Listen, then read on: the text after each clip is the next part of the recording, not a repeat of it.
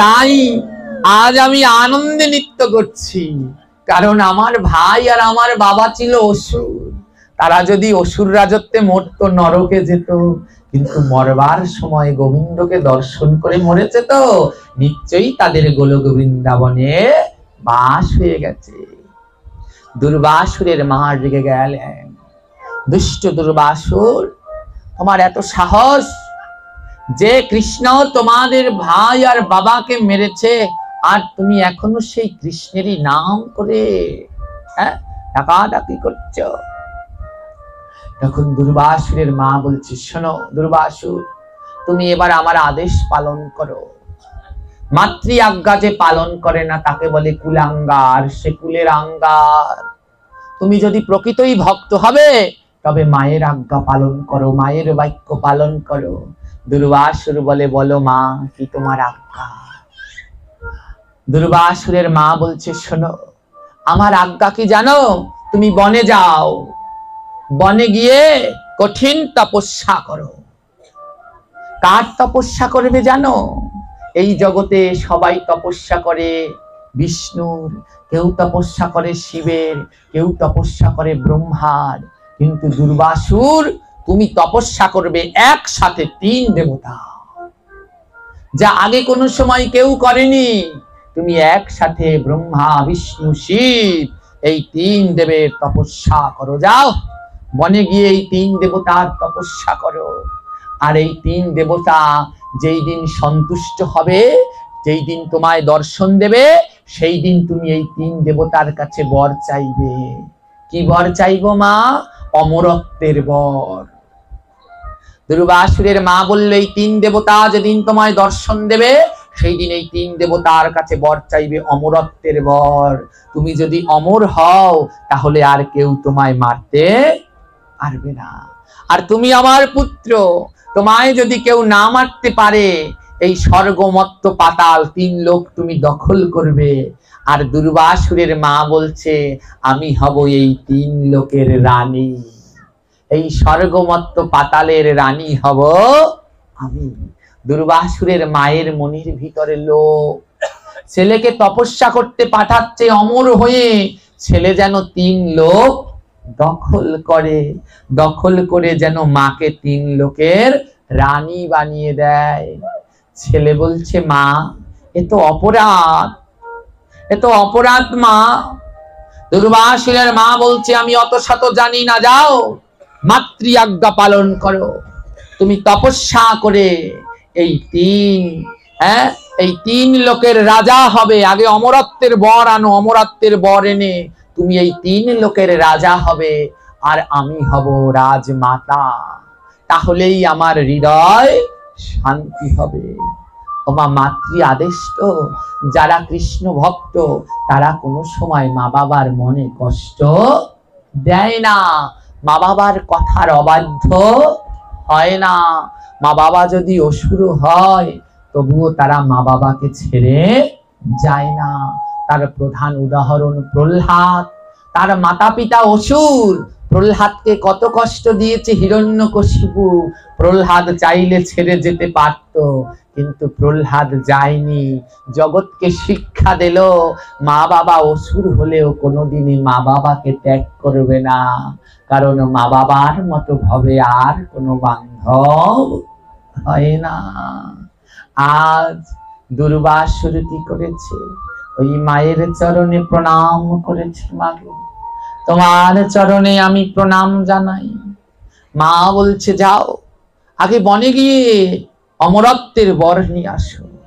মায়ের চরণে প্রণাম করে দুর্বাসুর গভীর বনে প্রবেশ করল। আর গভীর বনে গিয়ে আমার প্রাণ গোবিন্দকে ডাকতে লাগলো।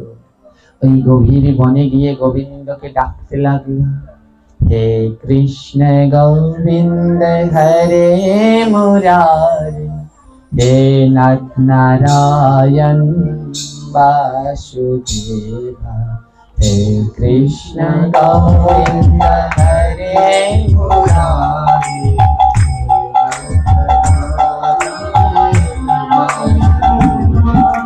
হে কৃষ্ণ গোবিন্দ হরে মুরারি। मुरारे हे नाथ नारायण वासुदेव हे कृष्ण गोविंद सबाई हे कृष्ण गोविंद हरे मुरारे हे नाथ नारायण वासुदेव हे कृष्ण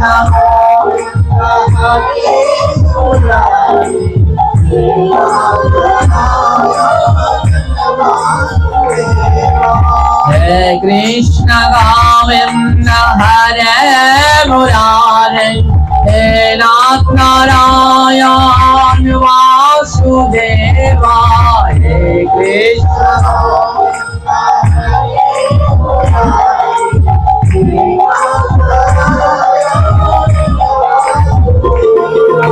राम नारायण वासुदेव राम नारायण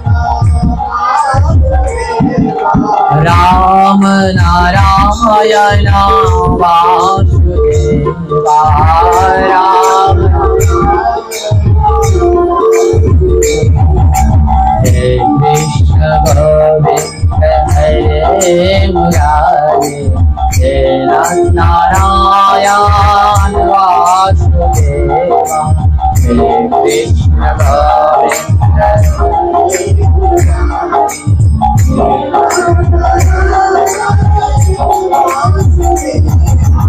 तुमी शंकर तुमी नारायण तुमी शंकर तुमी शंकर तुमी नारायण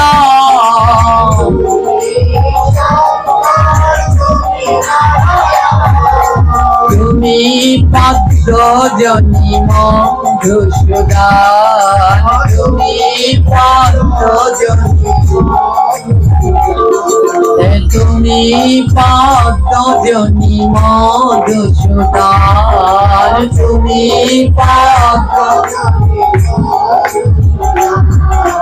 हे कृष्ण गोविंद हरे मुरारे हे नाथ नारायण वासुदेव कृष्ण गोविंद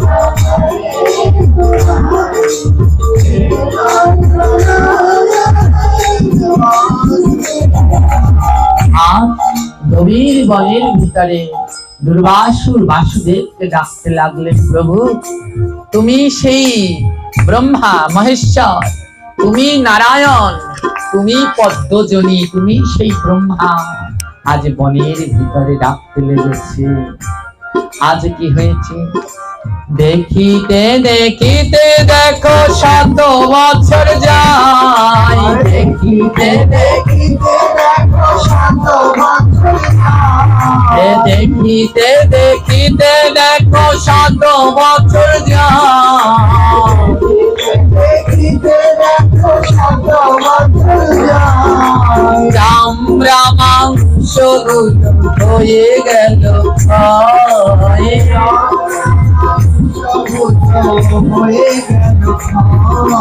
চামড়া মাংস গুলো হয়ে গেল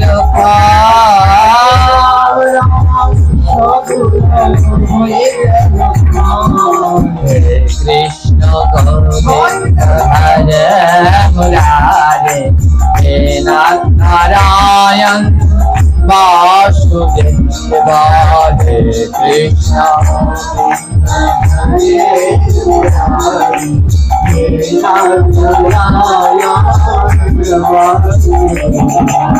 तपस्या করছে, ভগবানকে ডাকছে। দেখতে দেখতে 100 বছর কেটে গেছে, চামড়া মাংস গুলো ক্ষয় হয়ে গেছে, দুর্বাসুরের কোলে কোলে পড়ে যাচ্ছে। মা তপস্যা বড় কঠিন বস্তু, এক জায়গায় বসে আর কোনো নড়াচড়াও করে না, কিছু খায় না। হ্যাঁ, কলিযুগে তপস্যা করা যায়? যায় না। কলিযুগের ধর্ম হচ্ছে নাম সংকীর্তন। হ্যাঁ, চারি যুগে চারি ধর্ম জীবের কারণ, চারি যুগে কলি যুগের ধর্ম হয় নাম সংকীর্তন।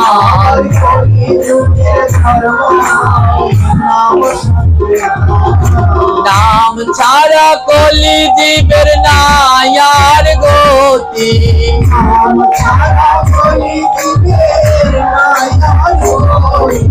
সর্বশাস্ত্র নাম সারে শাস্ত্র মতি।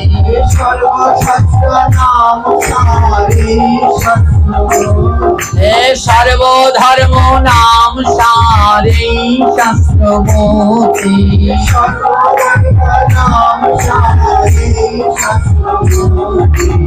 কলিযুগের ধর্ম হচ্ছে নাম। 4 যুগে 4টি ধর্ম। কি কি? সত্য যুগের ধর্ম ছিল ওই যে তপস্যা।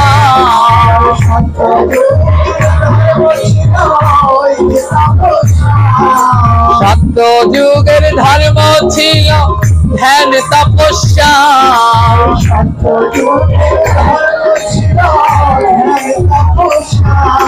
ত্রেতা যুগের ধর্ম ছিল যজ্ঞ পূজা।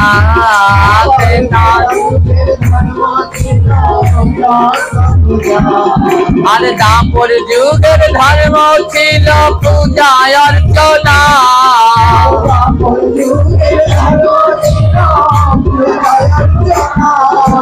কলি যুগে এই দিকে কাজ হবে না। কলি যুগে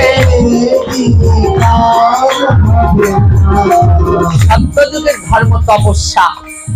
মা পারবেন তপস্যা করতে? তপস্যায় বসতো। এই যে দুর্বাসুর তপস্যা করতে বসেছে, 100 বছর কেটে গেছে, কিছু খায় না। ওই যেই জায়গায় বসেছে সেই জায়গা দিয়ে আর উঠে না। এই যে ভাগবত পাঠ, এই একটু আগে কারেন্ট গেল, আমাদের দাদারা বলছে উঠেন না উঠেন না। হ্যাঁ, 3 ঘন্টা ভাগবত, 3 ঘন্টাও হয় না। এই 3 ঘন্টা ভাগবত আমরা এক জায়গায় বসে শুনতে, এই ভাগবত শুনতে হয় পদ্মাসনে বসে, পদ্মাসন করে বসতে হয়। পদ্মাসন তো দূরের কথা, আমরা যেই 3 ঘন্টার ভিতরে কত রকমের আসন করি, ব্যাঙাসন, কানাসন, খোরাসন, লুলাসন, কত আসনই করি। একরকম হয়ে বসতে পারি না। আমি জানি আপনাদের কোনো দোষ নেই, এটা বয়সের দোষ। আমি এখন এত বড় বড় কথা বলছি, যখন আপনাদের মতো আমারও বয়স হবে তখন আমিও ঠিক একই কথাই বলবো।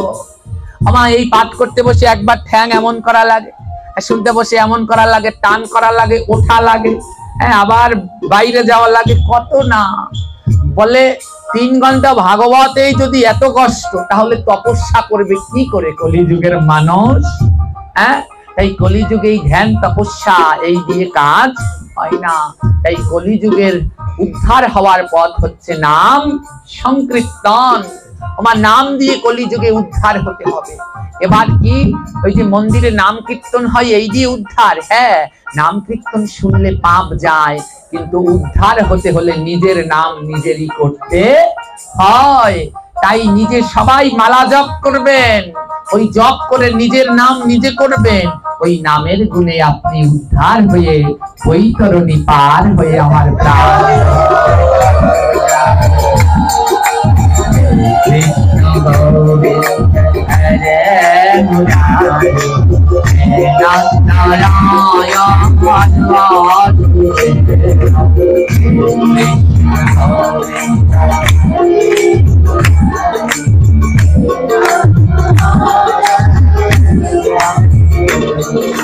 দেখিতে দেখিতে দেখো 100 বছর যায়,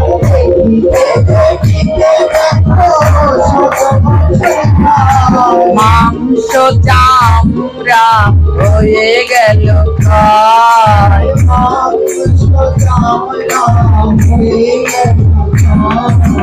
এবার প্রশ্ন, অনেকে, হ্যাঁ, যেমন এই পাঠটা, এই দুর্বাসুরের পাঠ আমার ইউটিউব চ্যানেলে, আগের ইউটিউব চ্যানেল গৌর গোবিন্দ কথামৃতে দেয়া ছিল, সেইখানে অনেক প্রশ্ন করেছে। একটা কেউ কি তপস্যা করতে পারে? 100 বছর কেউ কি তপস্যা করতে পারে? ওমা, এই ঘটনাটি ছিল সত্যযুগে। আর সত্যযুগে মানুষের আয়ু ছিল হ্যাঁ, সত্যযুগে মানুষের আয়ু ছিল কত বছর জানেন? 17,28,000 বছর সত্যযুগের মানুষের আয়ু। যদি 17,28,000 বছর আয়ু হয়, তাহলে কি 100 বছর তপস্যা করা যায় না? অসম্ভব। সম্ভব। ত্রেতা যুগের আয়ু ছিল কত জানেন? ত্রেতা যুগের আয়ু, ত্রেতা যুগের আয়ু মানে ত্রেতা যুগের আয়ু ছিল 12,96,000 বছর। আর ওই দাপর যুগের আয়ু ছিল 8,64,000 বছর। আর কলি যুগের আয়ু হচ্ছে 4,32,000 বছর। তো সত্য যুগের আয়ু ছিল 17,28,000 বছর। আর সত্য যুগে মানুষের আয়ু ছিল কত বছর জানেন? 1,00,000 বছর। সত্য যুগে মানুষ বাঁচত কত বছর? 1,00,000 বছর। যদি কেউ বাঁচে তাহলে 100 বছর তপস্যা করতে বাজে না। ওমা দেখুন, ভগবান দেখিয়েছেন যে তোরা তো আমায় মানিস না, তোদের কেমন শাস্তি দেই। সত্য যুগের পরে কোন যুগ? ত্রেতা যুগ। না, 1,00,000 থেকে একটা শূন্য কেটে দিলে কত হয়? 1,00,000 থেকে একটা শূন্য কেটে দিলে 10 হয়। 10,000। ওই ভগবান কি করেছে? সত্যযুগের মানুষের আয়ু 1,00,000। ওই সত্যযুগ যেই শেষ হয়েছে, একটা শূন্য কেটে দিয়েছে। ত্রেতা যুগের মানুষের আয়ু হচ্ছে 10,000 বছর। আমার যেই ত্রেতা যুগ শেষ হয়েছে, ভগবান কি করেছে? ওই 10,000 থেকে আবার একটা শূন্য কেটে দিয়েছে। 10,000 দিয়ে একটা শূন্য কাটলে কত হয়? দাপর যুগের মানুষের আয়ু হচ্ছে 1,000 বছর। যেই দাপর যুগ শেষ হয়ে গেছে, ভগবান 1,000 থেকে আবার একটা শূন্য কেটে দিয়েছে। 1,000 দিয়ে একটা শূন্য কেটে দিলে কত হয়? কলিযুগের মানুষের আয়ু কত? এবার দেখছো কেমন লাগে শূন্যের মজা। ভগবান একটা একটা করে শূন্য বাদ দিয়েই আমাদের এই করে দিয়েছে শূন্যের কত মূল্য।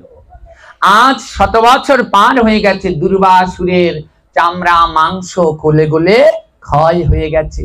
এবার কি হয়েছে? দুর্বাসুরের হার যত হরি গুণগান,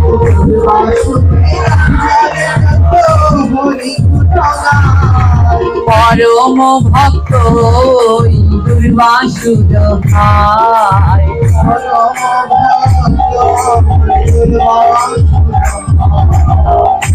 দুর্বাসুরের হার গুলো, সেগুলো হরি গুণগান করছে। হারের ভিতরে প্রাণ, সে হার হরি গুণগান করছে।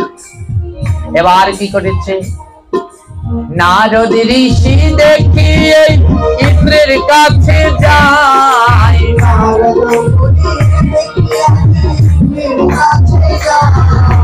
সব কথা ইন্দ্রকে খুলে সে কয়।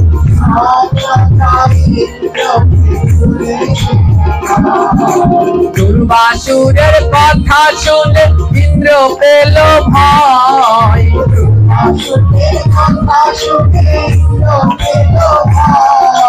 কপাল চাপড়ায় আর করে হায় হায়।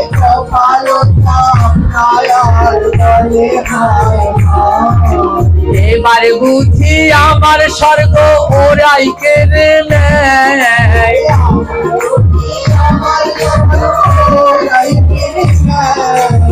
নারদ ঋষি ইন্দ্রের কাছে খবর দিয়েছে, ইন্দ্র তুমি এখানে বসে নাচ গান করো, ওই বনের ভিতরে এক অসুর কঠিন তপস্যা করছে, আর ওই অসুর যদি বর লাভ করে তোমার স্বর্গ তো আর থাকবে না। ইন্দ্র হায় হায় করছে, সর্বনাশ, এই দুর্বাসুর মনে হয় আমার স্বর্গ কেড়ে নিয়ে যাবে। ইন্দ্র তখন কি করলো? লাঠি সোটা নিয়ে ইন্দ্র তপস্যায় স্থলে গেল,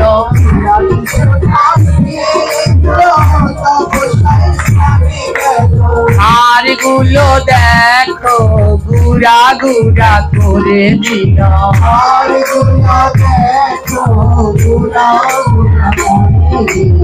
ইন্দ্র দুর্বাসুরের হাড় গুলো ভেঙে গুড়ি গুড়ি করে দিয়েছে। বলে দাঁড়া, তুই কঠিন তপস্যা করে আমার স্বর্গ দখল করবি। কিন্তু দুর্বাসুরের এমন ভক্ত, ওই যে হাড়গুলো ইন্দ্র গুড়ি গুড়ি করে দিয়েছে, হ্যাঁ, সেই হাড় গুঁড়ো গুঁড়ো হয়ে গেছে। যত টুকরো হাড় গুঁড়ো গুঁড়ো হয়েছে তত টুকরোর ভিতর থেকে শুধু একই ধ্বনি, হে কৃষ্ণ গোবিন্দ হরে মুরারি, হে নারায়ণ বাসুদেব, কৃষ্ণ গোবিন্দ গৌর হরি বল। মায়ের একবার উলুধ্বনি টেমছে।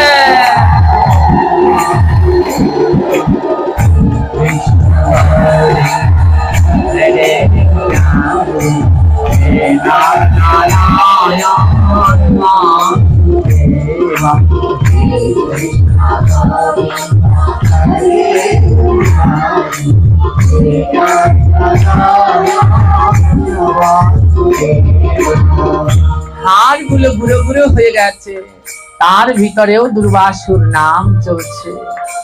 আজ ভগবান শ্রীহরি দুর্বাসুরের এই ভক্তি দেখে আর থাকতে পারলো না। আজ কি করলো ভগবান শ্রীহরি, ছুটি আজ এলো। ভগবান শ্রীহরি ছুটি আজ এলো। ব্রহ্মা আর মহেশ্বর দুই পাশে দাঁড়ালো।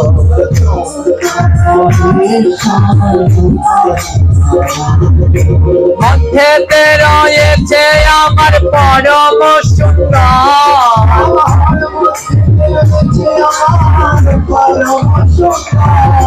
ডান পাশে শোভা পাই ভক্ত পরমেশ্বর।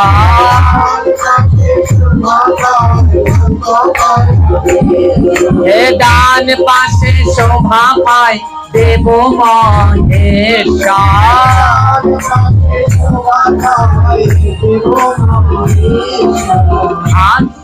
ভগবান আর থাকতে পারলেন না ভক্তি দেখে। মধ্যখানে ভগবান পরমেশ্বর, ডান পাশে দেবাদিদেব মহেশ্বর, আর বা পাশে ব্রহ্মাদেব। তিন দেবের তপস্যা করলো তো, আজ তিন দেব এসে দর্শন দিয়েছে। কিন্তু কাকে দর্শন দেবে? না আছে চামড়া, না আছে মাংস, না আছে হাড়।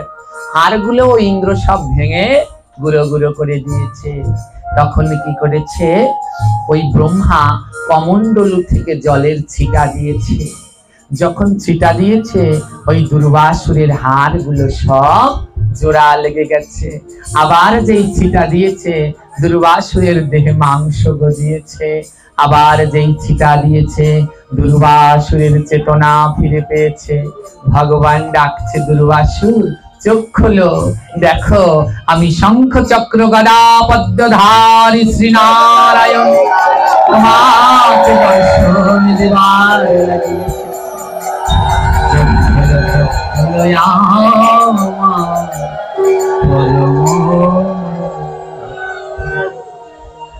দুর্বাসুর চোখ খুলে দেখে স্বয়ং শ্রীহরি দাঁড়িয়ে আছে, আর ব্রহ্মা আর মহেশ্বর দুই পাশে দাঁড়িয়ে রয়েছে।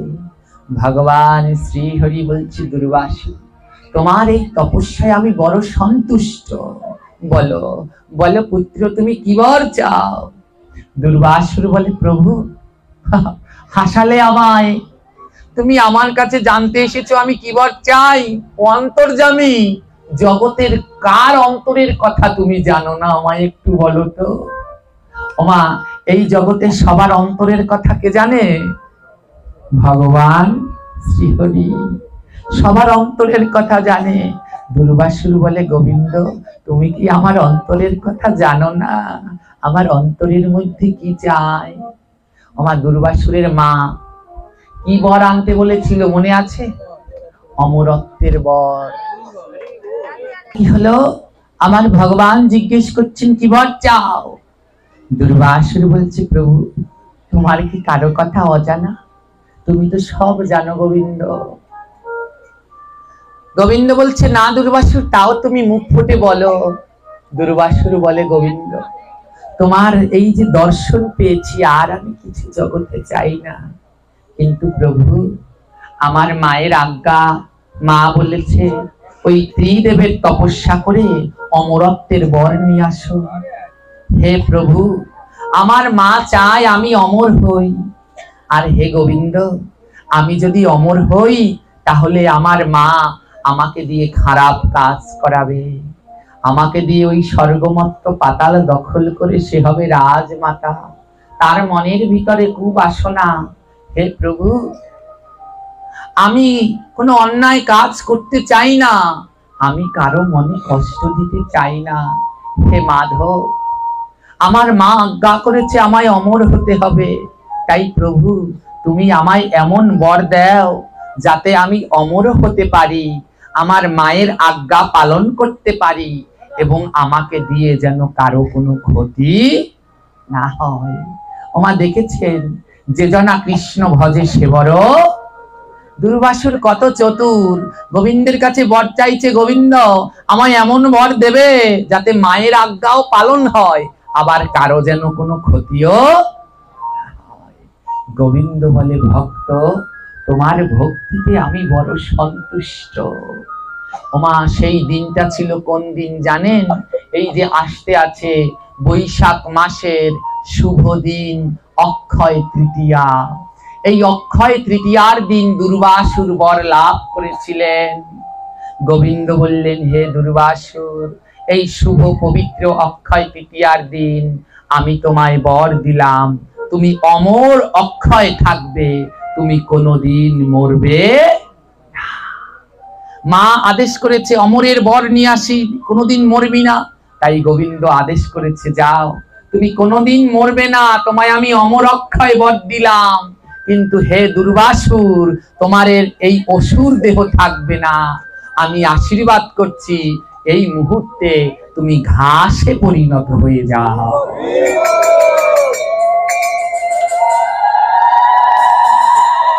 গোবিন্দ বলিল, তখন তোমার ইচ্ছা পূর্ণ হবে, অমর অক্ষয় বর পাবে, কিন্তু অসুর দেহতে এক করে ঘাস হতে হবে। তখন দুর্বাসুরের অসুর দেহ ত্যাগ হয়ে দুর্বাসুর ঘাস হয়ে গেলেন। দুর্বাসুরের নামে ওই ঘাসের নাম হলো দুর্বা ঘাস। আপনারা সবাই দুর্বা ঘাস চেনেন? এই দুর্বা ঘাস কে ছিল? অসুর ছিল। আর এখন হয়ে গেছে কি ঘাস, দুর্বা ঘাস। এই দুর্বা ঘাসকে গোবিন্দ আশীর্বাদ করেছেন অমর অক্ষয়, তাই দুর্বা ঘাস কোনোদিন মরে না। মরে? আপনাদের তো গ্রাম এলাকায়, এটা তো গ্রামে বলা চলে, আপনারা যারা খেতে মাঠে কাজ করেন, দুর্বা ঘাসকে মারতে পারবেন কোনোদিন? এই যে বর্ষাকালে ক্ষেত কোলা ডুবে থাকে, দুর্বা গাছ পচে একেবারে গলে যায়, যেই জল শুকিয়ে যায়, কারো দুর্বা ঘাস লাগানো লাগে, আবার ক্ষেত কোলা ভরে যায়। ওমা যখন ওই হাল চাষ করে দুর্বা গাছ বেছে উঠিয়ে এক জায়গায় ভুগ দিয়ে রাখবেন, এই চৈত্র মাসের দিন দেখবেন দুর্বা শুকিয়ে একেবারে শুকনো ঝনাতুনো হয়ে গেছে। যেই বৃষ্টির জল পাবে আবার দেখবেন গজিয়ে উঠেছে, মরবে না, কারণ ওকে ভগবান আশীর্বাদ করেছে অমর অক্ষয় হও। এমনকি দুর্বা ঘাসকে পুড়িয়ে দেবেন, আগুনে পুড়িয়ে দেবেন, যেই দেখবেন ওই ছাই হয়ে গেছে, ছাইয়ের উপরে যেই বৃষ্টির জল পেয়েছে, দেখবেন ওই ছাইয়ের ভিতর দিয়ে আবার দুর্বা ঘাস জ্বালাচ্ছে। পারবেন মারতে দুর্বাকে? কোনদিন পারবেন? এই দুর্বা ঘাস ছিল পূর্বকালে সেই অসুর, নাম হলো তার দুর্বাসুর। মায়ের ইচ্ছা পূর্ণ করতে চেয়েছে, অমর হবে, তাই গোবিন্দ বলছে, যাও, তোমার মায়ের ইচ্ছা পূর্ণ হবে। তুমি অসুর, কিন্তু তুমি অসুর দেহে আর থাকতে পারবে না। যদি অসুর হয়ে থাকতো তাহলে তো ও মায়ের ওই ইচ্ছা, খারাপ কাজ পূর্ণ করত, তাই ঘাস হয়ে গেল, মায়ের ইচ্ছাও পূর্ণ হলো, অমর হলো, আর গোবিন্দের সেবায়ও লাগলো। ভগবান বললেন, দুর্বাসুর, তোমার পত্র, ওই মাথার 3 পত্র আমার ভক্তরা গ্রহণ করবে। দুর্বার কয়টি পাতা লাগে মায়েরা? জোরে বলুন। 3টি পাতা লাগে। দুর্বার কয়টি পাতা? এর একটি পাতাও বেশি নেওয়া যাবে না। দুর্বা কিভাবে চয়ন করবেন? ওই যে নরম অংশটুকু আছে ওটা টেনে উঠাবেন। দুর্বার সাথে যেন কোনো গিট না থাকে, গীতের সাথে দুর্বা দিয়ে যদি কোনো দেবদেবীর পূজা দেন তাহলে তার বংশ নির্বংশ হয়ে যায়। তাই দুর্বা এমন ভাবে তুলতে হবে যেন দুর্বার সাথে কোনো গীত না থাকে। মাথার একেবারে নরম অংশটুকু, আর পাতা থাকবে কয়টা? এই 3 পাতায় গোবিন্দ আশীর্বাদ করলেন, দুর্বাসুর তুমি যেহেতু এই ত্রিদেবের তপস্যা করেছো, এই 3 পাতায় এই ব্রহ্মা বিষ্ণু মহেশ্বর এই 3 দেবতা বিরাজ করবে। তাই দুর্বার কয় পাতা নিতে হয়? মধ্যের পাতায় থাকে স্বয়ং বিষ্ণু, আর ডান দিকের পাতায় মহেশ্বর, বাঁ দিকের পাতায় থাকেন ব্রহ্মাদেব। এই হচ্ছে দুর্বার 3টি পাতা। দুর্বাসুর তখন দুর্বা ঘাসে পরিণত হয়ে গেল। ভগবান আশীর্বাদ করলো, হে দুর্বাসুর তুমি এত কঠোর তপস্যা করিলে, কিন্তু তারপরেও নিজের স্বার্থের কথা ভাবলে না। জগতের স্বার্থে নিজের দেহ বলি দিয়ে ঘাস হলে। তাই আমি আশীর্বাদ করছি, এই জগতে কোনো পূজা যাগ যজ্ঞ নাম আশীর্বাদ এই দুর্বা ছাড়া সম্পূর্ণ হবে না। যা করবেন তাতেই দুর্বা ঘাস লাগবে। হে দুর্বাসুর আমি তোমায় আশীর্বাদ করছি, যখন শ্রদ্ধার সাথে মানুষ কিছু দান করবে, শ্রাদ্ধ করবে, তখন সোনার আংটি খুলে সবাই এই দুর্বা দিয়ে আংটি করে হাতে ধারণ করবে। তুমি হবে সোনার আংটির থেকেও মহামূল্যবান রত্ন। তোমাকে ছাড়া জগতের কোনো শুভ কাজ হবে না। যেই জনা এই দুর্বা দিয়ে কাউকে আশীর্বাদ করে তার দীর্ঘ আয়ু হবে গোবিন্দের বরে।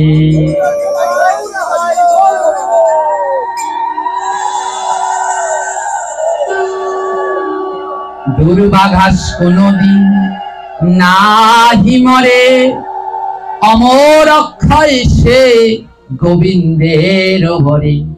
তাই দুর্বা দিয়ে করলে কাউকে আশীর্বাদ, দীর্ঘ আয়ু হয় তার শাস্ত্রের প্রবাদ। তাই দুর্বা মাথায় দিয়ে আশীর্বাদ করলে দুর্বার মতো আয়ু, মানে ছোট না, দুর্বা যেমন মরে না, দুর্বা মাথায় দিয়ে আশীর্বাদ করলে তার দীর্ঘ আয়ু হয়। আর ধান মাথায় দিলে, ধান আর দুর্বা, ধান হচ্ছে সম্পদের প্রতীক, তাই ধান দিলে সম্পদ হয়, দুর্বা দিলে আয়ু হয়। তারও যদি সম্পদ আর দীর্ঘ আয়ু থাকে আর কিছু লাগে তাহলে তো তার সবই আছে। তাই ধান দুর্বা মাথায় দিয়ে করে আশীর্বাদ। এবার কি হলো, দুর্বাসুর তখন ওই দুর্বা ঘাস হয়ে গেল। ওমা দুর্বাসুর কাঁদছে। গোবিন্দ বলে, দুর্বাসুর তুমি কাঁদছো কেন? তোমার যেমন ইচ্ছা তেমনই তো বর দিলাম। দুর্বাসুর বলে, গোবিন্দ গো আমি যখন অসুর ছিলাম, যেইখানে সাধু সঙ্গ হতো, ভাগবত হতো, আমার 2টি পা ছিল, দৌড়ে চলে যেতাম। যেইখানে ভক্ত পেতাম এই 2 হাত দিয়ে ভক্তের চরণ ধুলি মাথায় দিতাম। ও গোবিন্দ গো আজ আমার ঘাস কুলে জন্ম হলো। ও প্রভু আমি তো আর মধুর সাধু সঙ্গে দৌড়ে যেতে পারবো না। ওই ভক্তের চরণ ধুলি মাথায় দিতে পারবো না। তোমার প্রসাদ তো আমি আর খেতে পারবো না।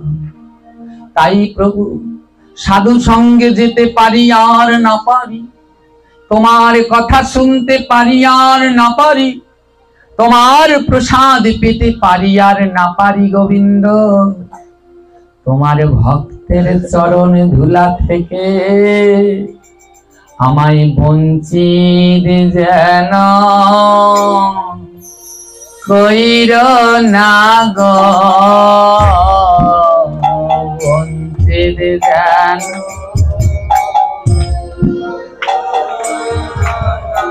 এই ভক্তের ধুলা থেকে প্রভু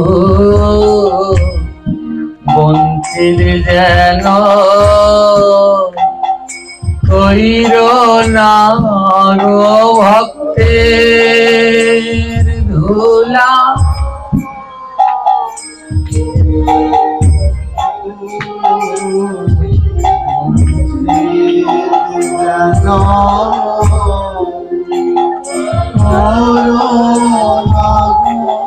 যেন ভক্তের ধুলা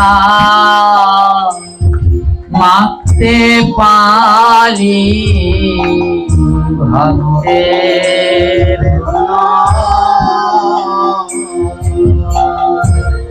মাখতে পারি আমি আর কিছু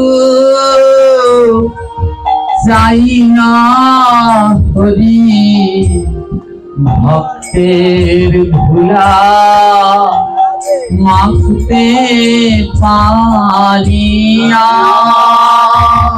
কিছু চাই না হরি ভক্তের ধুলা আমি মাখতে পারি তোমরা দাও দাও ভক্ত চরণ ধুলি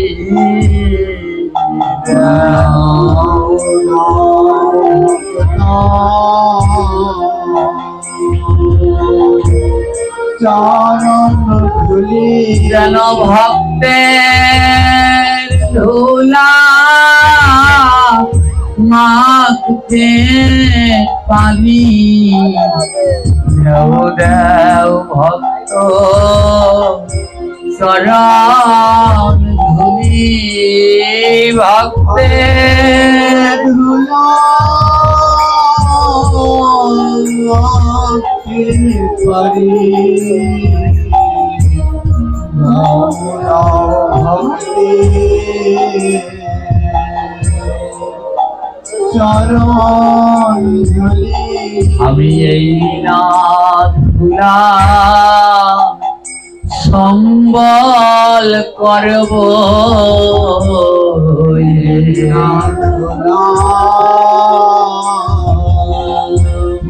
সম্বল করব আরে এই জগতে কিছুই নাই গো ভক্তের ধুলা সম্বল করব এই জগতে কিছুই নাই গো ভক্তের ধুলা সম্বল করব আমি খালি হাতে আবার চলে যাব খালি হাতে আমার চলে যাব যেদিন ওই ডাক আসিবে খালি হাতে আবার চলে যাব যেদিন আমার ডাক আসিবে সেদিন আমি চলে যাব মা যেই দিন ওই পার থেকে ডাক আসবে এই সুন্দর পৃথিবী ছেড়ে আমাদের চলে যেতে হবে আর যাওয়ার বেলার সম্বল হবে কি জানো এই না মধু সাধু সঙ্গ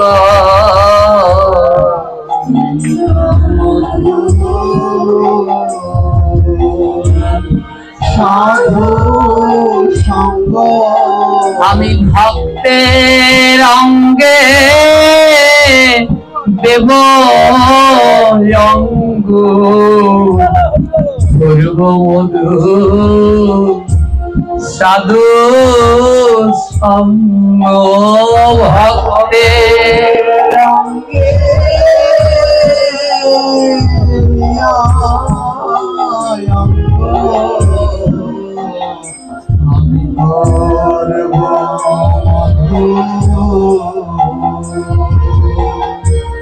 সাধু সঙ্গ ওরে আয় রে ভক্ত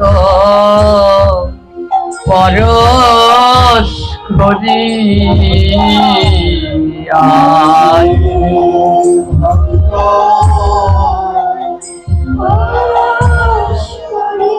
তোরাই আয় ভক্ত পরশ করি আয়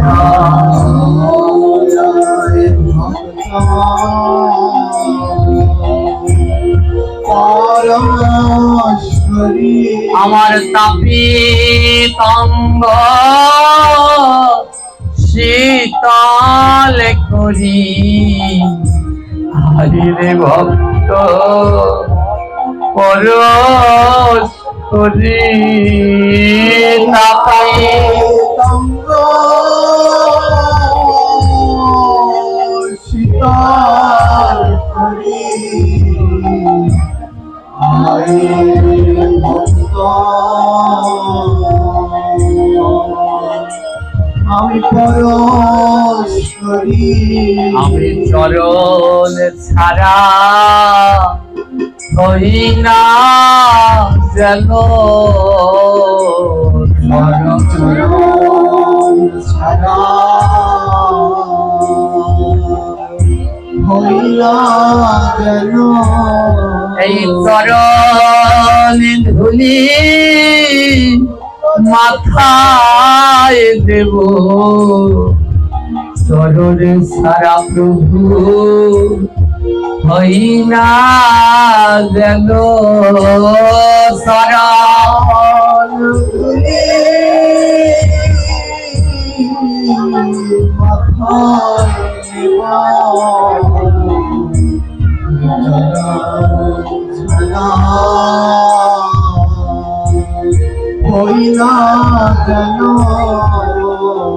দুর্বাসুর গোবিন্দকে বলছে, গোবিন্দ যখন এই দেহটা ছিল, দুইটি পা ছিল প্রভু, যেইখানে শুনতাম সাধু সঙ্গ হবে সেইখানে আমি ছুটে চলে যেতাম। ও গোবিন্দ, এবার তো আমি ঘাস হয়ে গেলাম, আর তো সাধু সঙ্গে যেতে পারবো না। ও প্রভু, তখন কান ছিল তোমার কথা শুনতাম, এখন তো আমার কান নাই, আর শুনতে পারবো না। তখন মুখ ছিল তোমার প্রসাদ পেতাম, এখন তো আমার মুখ নাই, আমি প্রসাদ পেতে পারবো না। কিন্তু গোবিন্দ সব কেড়ে নিও, আমি দুর্বাসুর দুর্বা ঘাস হলাম, কিন্তু আমায় চরণ ধুলা থেকে বঞ্চিত করো না। ও প্রভু, আমায় চরণ ধুলা দিও। গোবিন্দ বলে, শোনো দুর্বাসুর, আমি যখন কলিযুগে গৌরাঙ্গ হব, ওই সপার্ষদ লইয়া যাব নগরে নগরে, আমি নগর সংকীর্তন করিব। মাঠ ঘাট পথ প্রান্তর নাচিয়া বেড়াবো, সেই দিন তুমি কিন্তু আমার চরণ ধুলি পাবে। ও দুর্বাসুর, আমি যেই দিনকে ওই কলিযুগে গৌরাঙ্গ হব, সপার্ষদে আসবো, তখন নগর সংকীর্তন করবো, মাঠ ঘাট রাস্তা সব জায়গায়, তখন লাফিয়ে লাফিয়ে আমার ভক্তদের নিয়ে নৃত্য করব। তখন দুর্বা তুমি ওই ঘাটে পথে থাকবে, আর তখন কি করবে জানো? তখন আমার ধুলা পাবে, তখন আমার ধুলা তুমি, তখন আমার ধুলা পাবে, তখন আমার কলিতে সংকীর্তন হবে, তখন আমার ধুলা পাবে, কলিতে সংকীর্তন হবে, ওই নগর সংকীর্তন হবে, আমি ঘরে ঘরে বেড়াইব, নগর সংকীর্তন হবে,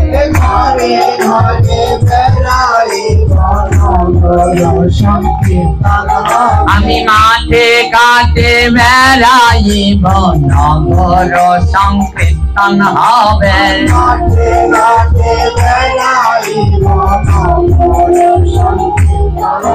আমি গৌর হরি হরি বলে, গৌর হরি হরি বলে, এই কলির ভূমণ্ডলে গৌর হরি হরি বলে,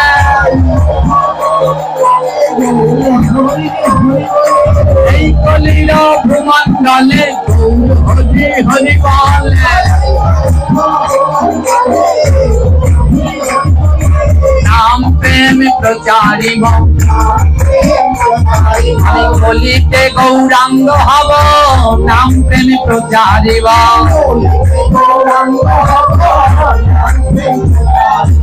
আমার দাদা নিতাই লব, নাম প্রেম প্রচারিব,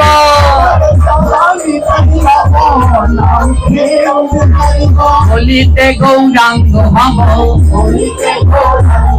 আরে ডানে লব নিত্যানন্দ, বামে গদাধর,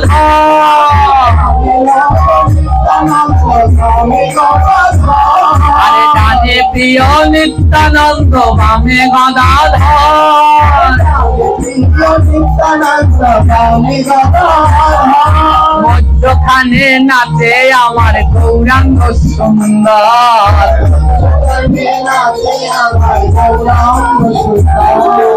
বলে শোনো দুর্বাসু, তুমি চরণ ধুলা থেকে বঞ্চিত হবে না, কলিযুগে যখন আমি নগর সংকীর্তন করব, ওই মাঠ ঘাট পেরিয়ে যাব, আর ওই দুর্বা ঘাস হয়ে তুমি থাকবে, এই ভক্তের চরণে ধুলা লাভ করবে। এইভাবে জগতে দুর্বা ঘাসের সৃষ্টি হইল, সর্বপূজাতে দুর্বা ঘাস যে লাগলো। শোনো শোনো ওগো সনাতন যত ভক্তগণ, দুর্বা ঘাসের জন্ম কথায় আজ করিলাম বর্ণন। ওমা মনে থাকবে এই দুর্বা ঘাসের কয়টি পাতা লাগবে? 3টি পাতা। এই দিকে ওই যে গণেশ ঠাকুর গিয়েছিল অনলাসুরের সাথে যুদ্ধ করতে, পেটের ভিতরে অনলের গোলা, যন্ত্রণা ওই গণেশের আর যায় না। এবার কি হয়েছে? মুনি ঋষিরা সমাধান দিয়েছে, তোমরা তাড়াতাড়ি যাও, 21টি দুর্বা এনে গণেশের মাথায় দাও, 21টি দুর্বা দিলে সব বেঁধে যাবে চলে। 21টি দুর্বা এনে গণেশের মাথায় দিল, গণেশের যন্ত্রণা সব দূর হয়ে গেল। তাই গণেশ পূজায় 21টি দুর্বা লাগে। শোনো ভক্তগণ, 21 দুর্বা ছাড়া গণেশ পূজা না দিবে কখন।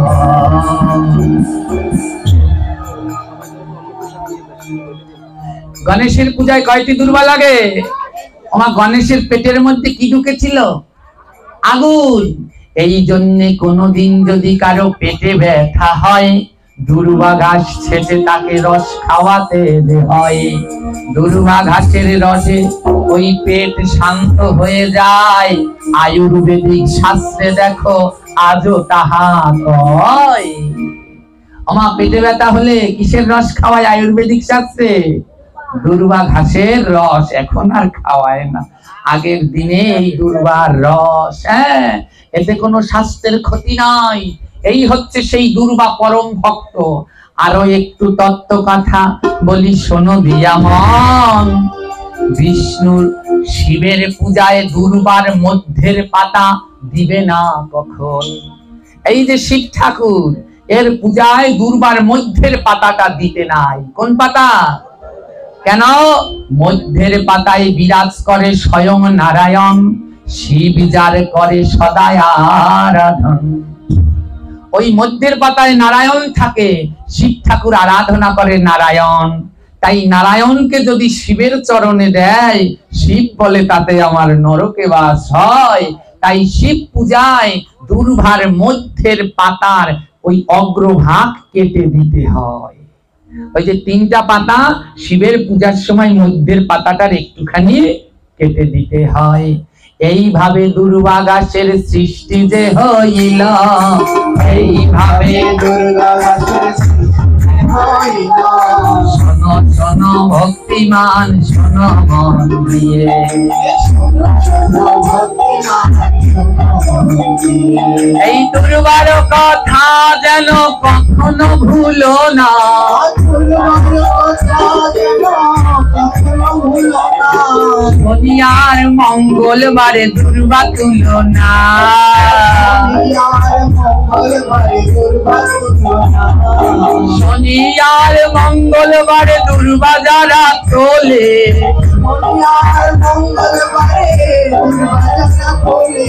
অকালেতে যায় তারা দেখো রসাতলে। অকালেতে যায় তারা দেখো রসাতলে। আমা সবকিছুরই তোলবার বার আছে, আছে না? এই তুলসী পাতা কি বার দিন তুলতে নাই? হ্যাঁ, ধরে বলো রবিবার। বাহ, তুলসী পাতা তুলতে নেই বারের ভিতরে রবিবার। আরো আছে, কিন্তু রবিবার দিন মোটেই তুলবে না। বেল পাতা তুলতে নাই কি বার? সোমবার। বেল পাতা সোমবার দিনকে তুলতে নেই, জানো এটা?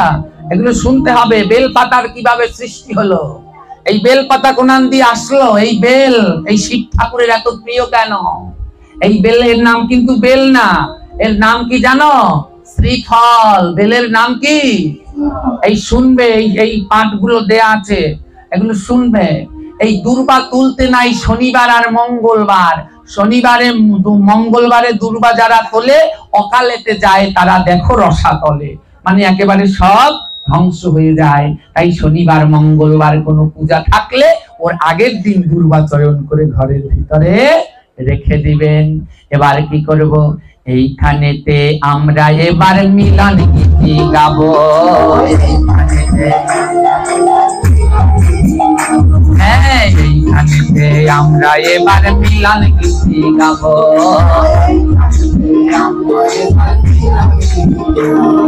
প্রেমানন্দে সবাই মিলে নাচিয়া বেড়াবো।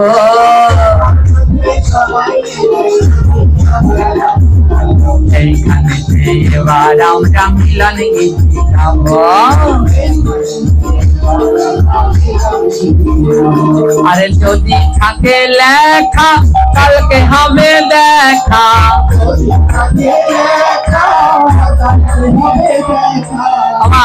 আপনাদের এখানে 3 দিনের জন্য এসেছি, 2 দিন হয়ে গেল।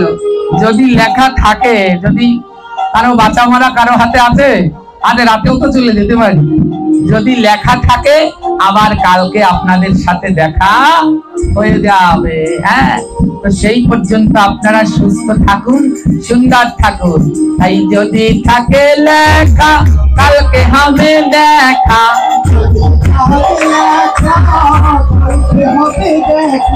এইখানেতে বলে যাই সবাই টাটা বাই বাই।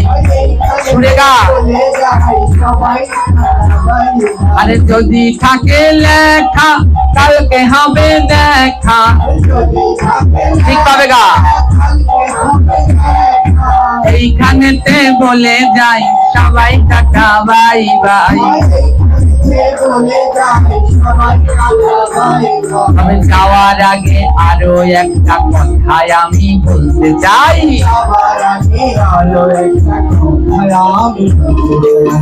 আমার টাটা বাই বাই বলেছি না, কিন্তু যাওয়ার আগে আরো একটা কথা শুনে যান। কি কথা? তোমরা টাটা বাই বাই বলো না, টাটা বাই বাই বলো না। ফোন নিয়ে কানের কাছে হাই হ্যালো বলো না।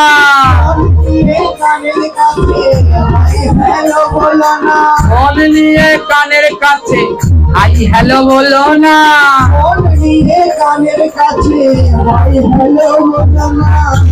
ওমা, আমরা দিনের, শুনুন, এই ভাগবত থেকে শিক্ষা, দিনের ভিতরে দিনে যেই জিনিসটা সব থেকে বেশি ব্যবহার করি সেটা হচ্ছে মোবাইল ফোন।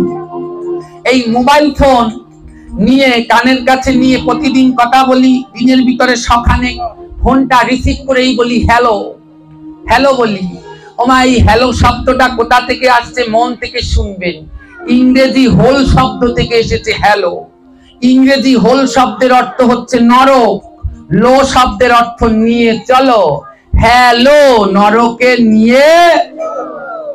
এই ফোন ধরে একবার বলেন হ্যালো নরকে নিয়ে চলো।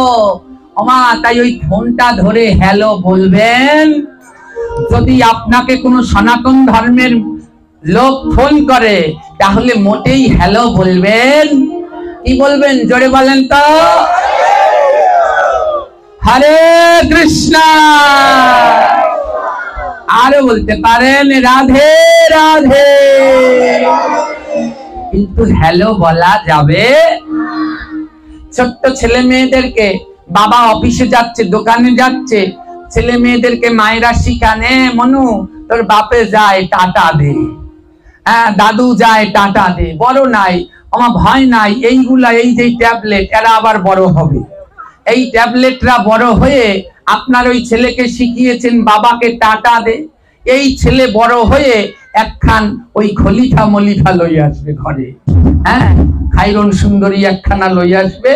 আইসা সেই সময় আপনারা যাবেন বুড়া হইয়া, তখন ওই বুড়া বুড়িকে ছেলে বলবে টাটা বাই বাই। তো এখন ওই যত ছেলেদের মেয়েদেরকে শিখাবেন টাটা বাই বাই, ওরা আবার আপনাদেরকে বুড়াকালে বলবে টাটা বাই বাই। বুড়া বুড়ি তোমাদের আর দরকার। তাই ছেলে মেয়েদের টাটা বাই বাই শিখাবেন না। বাবা অফিসে যাচ্ছে, দাদু দোকানে যাচ্ছে, ওদের টাটা হাত নাড়ানো শিখান, কিন্তু ওই টাটা বাই বাই বলা শিখাবেন না। বলবেন কি রাধে রাধে। এই সবাই বলুন হরে কৃষ্ণ। এই টাটা বাই বাই শিখাবেন না, হাই হ্যালো শিখাবেন না। তাই হাই হ্যালো ছোড়ো হরে কৃষ্ণ বলো। তোমরা হাই হ্যালো ছোড়ো হরে কৃষ্ণ বলো। হরে কৃষ্ণ বলো, হরে কৃষ্ণ বলো। হাই হ্যালো ছোড়ো হরে কৃষ্ণ বলো। হাই হ্যালো ছোড়ো হরে কৃষ্ণ বলো। হরে কৃষ্ণ বলো, হাই হ্যালো ছোড়ো। এবার দুই বাহু তোলো রাধে রাধে বলো। দুই বাহু তোলো রাধে রাধে বলো। জয় রাধে জয় রাধে।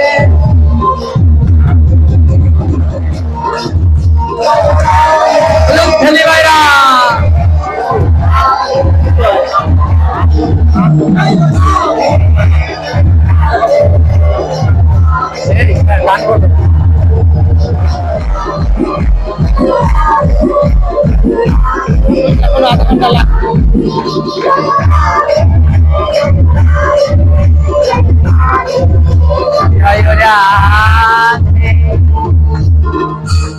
জয় নিতাই হরি বল।